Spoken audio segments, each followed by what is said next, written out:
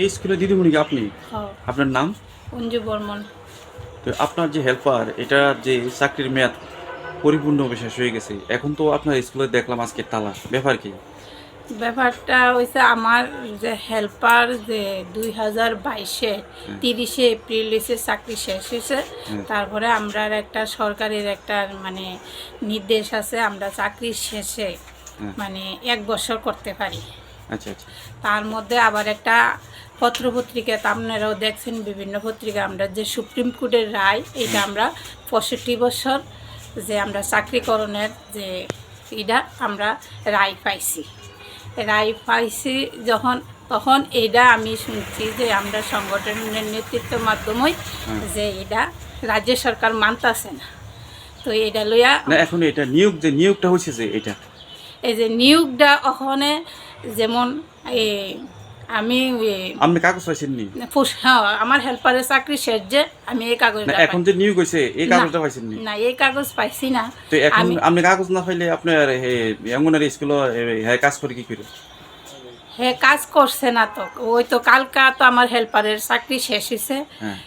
শেষ হওয়ার পরে দিয়া যেহেতু আমি কাউন্সিলারের এর আগের দিন ফোন করে কইছি যে কাকু আমার তো হেল্পারের চাকরি কালকা শেষ, এরপরে তো আমার তো হেল্পার নিয়োগ একজন লাগবো, আপনারা চিন্তা ভাবনা। কাউন্সিলরের নাম কি?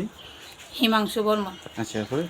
এরপরে দিয়ে কইছে আমারে তার সঞ্জিতের বউর কথা কইতাম। কাউন্সিলর কইছে? হ্যাঁ, কাউন্সিলরে কইছে।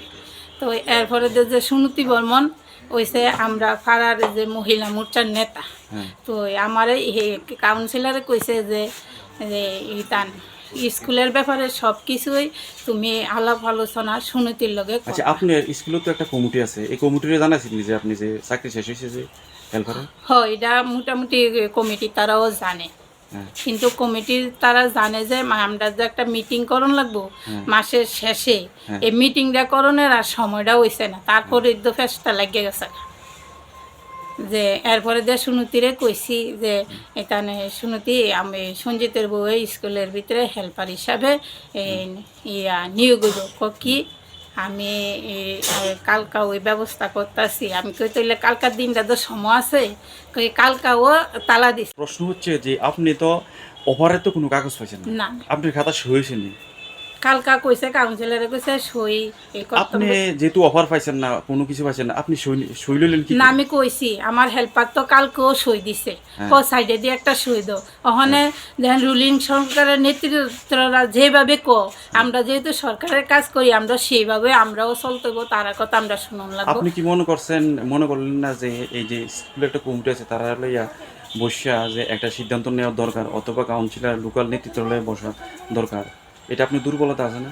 এই জায়গাটার তো আমার দুর্বলতা আছে, যেহেতু আমি আগে রাজনীতি করছি। ওখানে তারা যেমনি আমি রাজনীতির দিকে পাও দিই না, আমি কেউ লোকে জোর করে পাঠ করে কোনো কিছু করি না, যে যেমনি কয় আমি এমনি শুনি।